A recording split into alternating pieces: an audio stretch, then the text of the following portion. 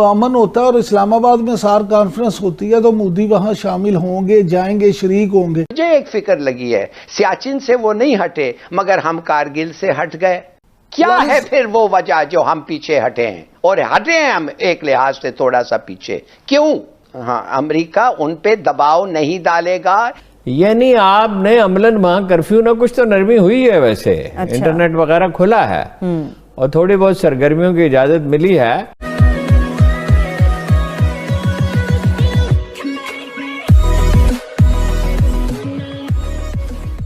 नमस्कार दोस्तों, अब यहाँ पर जब कभी भी हिलाली बोलता है ना, तब कभी भी वो आपने देखा नहीं होगा कि कुछ भी शांति वाली बात करेगा। हमेशा उसके लिए सिचुएशन यही रहेगी कि भाई इंडिया को हमने ये कैसे होने दिया, या फिर ये इस टाइप की सिचुएशन कैसे हो गई। जैसे यहाँ पर वो बात कर रहा है कि कारगिल से हम हट गए, लेकिन सियाचिन से वो अभी भी नहीं हटे।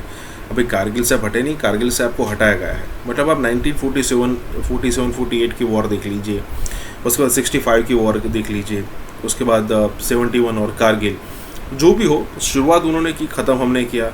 और अब जब उस चीज़ को या फिर उस युद्ध को, जंग को जब आप एनालाइज करते हो ना, तब हिलाली जैसे लोग यही बोलते हैं, मुशर्रफ भी यही बोलता था कि हमने तो यहाँ पर इंडिया की गर्दन पकड़ ली थी, वो तो आप अमेरिका चले गए। अब अमेरिका कौन गया था सबको पता है, नवाज शरीफ ही दौड़ दौड़ कर गया था। और यहाँ पर भी यही है कि भाई जो कारगिल में हम नीचे उतर गए, लेकिन सियाचिन से अभी भी वो लोग वहीं पर खड़े हैं वगैरह वगैरह। अभी कारगिल से भी आपको भगाया था, 71 में भी आपको हराया था, 65 और 47-48 में भी आपको हमने वही चीज़ की थी। इसी के साथ ही वीडियो शुरू करते हैं। हैरान कुन तौर पर गुज़श्ता दिनों पाकिस्तान और भारत की तरफ से LOC पर अमन कायम रखने के लिए, अमन बरकरार रखने के लिए जंगबंदी के मुआहदे की पासदारी करने का ऐलान किया गया है, जिसका अक़वाम मुत्तहिदा समेत दीगर ममालिक ने खैर मकदम भी किया। अगरचे अमन की अज़्म का इजहार करना खुश आइंद है। जी हिलाली साहब, देखिए, सीधी सादी बात यह है कि अमेरिकन नया एडमिनिस्ट्रेशन जो आया है, जो है वो ठीक तरीके से साउथ एशिया का उसका जो पर्सपेक्टिव है वो एक्यूरेट पर्सपेक्टिव है। और हमारे लिए तो अमेरिकन एंगेजमेंट बड़ा ज़रूरी है। जैसे आप जानते हैं हमारी इकोनॉमिक हालत ऐसी है कि हमें हर किस्म की असिस्टेंस चाहिए। तो हमने और इंडिया ने मिलके 2003 का अग्रीमेंट, जो कुछ नहीं है एक्चुअली, 2003 का तो अग्रीमेंट हमने ऑलरेडी साइन किया हुआ है। हमने कहा हाँ भाई, ये जो 2003 का अग्रीमेंट है ये बड़ा अच्छा अग्रीमेंट है, लिहाजा हम इस पे अमल करना चाहते हैं। अमेरिका भी खुश हो गया। अब देखते हैं अगला स्टेप क्या होगा। मगर एक चीज मैं आपको जरूर एक बात कहना चाहता हूं कि हमने जो कहा था और जो हमने किया है उसमें फर्क है। और देखिए, आपने कहा कि हिंदुस्तान जंग के इतना ये था और अब देखिए क्या बातें कर रहा है। मगर हमने जो कहा था और ये अग्रीमेंट, इसमें फर्क नहीं है।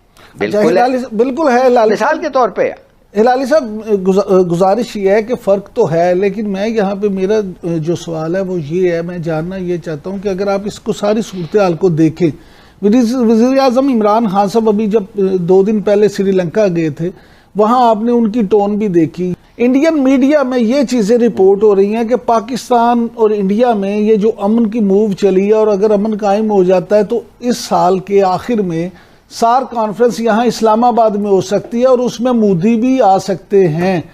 तो ये मोदी एकदम से जो पाकिस्तान के साथ जंग कर रहा है, एकदम से अगर ये कह रहा है, और वहाँ का भारतीय मीडिया इसका प्रोपेगेंडा भी कर रहा है कि जनाब अमन होता है और इस्लामाबाद में सार कॉन्फ्रेंस होती है तो मोदी वहाँ शामिल होंगे, जाएंगे, शरीक होंगे। लेकिन मेरा सवाल ये बनता है कि तो मुझे ये लगता है कि इस काम में भी इंडिया की कोई ऐसी चीज़ ना हो, कोई ऐसी चाल ना हो कि जिससे इंडिया दोबारा पाकिस्तान को इस तरफ ला के तो अपनी कोई दूसरी चाल चलने की कोशिश करे। तो आपको नहीं लगता, अगर मैं इस पे आपकी क्या राय है? जैसे हिंदुस्तान का भी एग्रेसिव एटीट्यूड और सडनली कहना कि हम ये इस पे अबाइड करना चाहते हैं, हम ये एग्रीमेंट पे अमन करना चाहते हैं, और वजह उसका ये है कि मेरे ख्याल में मुझे फिक्र ये लगी है कि सियाचिन में क्या हुआ। उन्होंने जाके हाई ग्राउंड ले लिया सियाचिन में, बातें तो जरूर हुई मगर वेकेशन तो हाई ग्राउंड से नहीं हुआ। मगर कारगिल में क्या हुआ? भागा भागा गया नवाज शरीफ क्लिंटन के पास, और क्लिंटन ने उसे क्या कहा? उसने कहा कि मेरे पास आने की तुम्हारी जरूरत ही नहीं है, अगर तुम हमारी इमदाद चाहते हो तुम पहले लिख के लाओ कि हम कारगिल के जो हिस्से हमने लिया था इंडिया से, उधर से हम निकलेंगे। उसने कहा हाँ हम निकलेंगे। उसने कहा अच्छा फिर आओ, फिर मैं सुलह करता हूं। अब मुझे एक फिक्र लगी है, सियाचिन से वो नहीं हटे मगर हम कारगिल से हट गए। अब हमने कहा है इनको, जैसे शेख रशीद ने कहा है 370 खत्म करो, ये करो वो करो, फिर हम बात करेंगे। उन्होंने नहीं किया मगर बात करने के लिए तैयार है।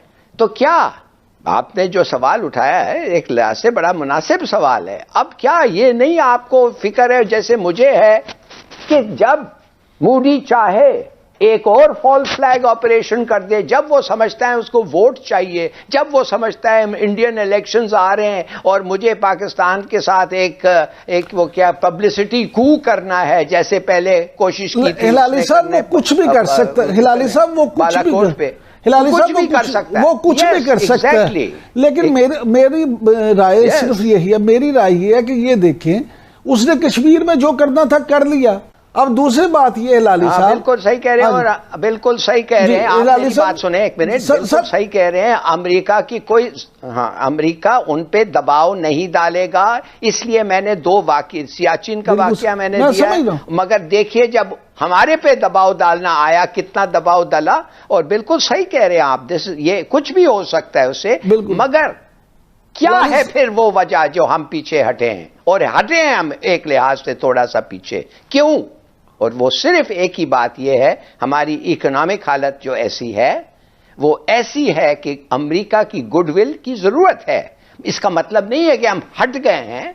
हम समझते हैं कि 370 खत्म नहीं हुआ है, हमें पता है कि एनेक्सेशन कश्मीर का हो गया है, हिंदुस्तान ने ले लिया है, और बगैर इसको वापस करे वो बातचीत उनके साथ नहीं होती। मगर जब अमेरिका हमारे पे दबाव डालता है और हमारे हालात ऐसे हैं, हमें कोऑपरेट कुछ हद तक करना चाहिए। हुर्रियत कॉन्फ्रेंस की तरफ से भी कहा जा रहा है कि बड़ा अप्रिशिएट किया जा रहा है जो सीज फायर हुआ है, पाकिस्तान भारत के माबैन हुआ है, और बड़ी अच्छी इसको कहा गया है शुरुआत है। इसके रिलेटेड कोई और इन्फॉर्मेशन है कि ये हुआ कैसे, क्या चीजें होंगी? है ना जी, आगे भी तो कुछ हो ना। यानी आपने अमलन वहां कर्फ्यू ना कुछ तो नरमी हुई है वैसे। अच्छा। इंटरनेट वगैरह खुला है और थोड़ी बहुत सरगर्मियों की इजाजत मिली है।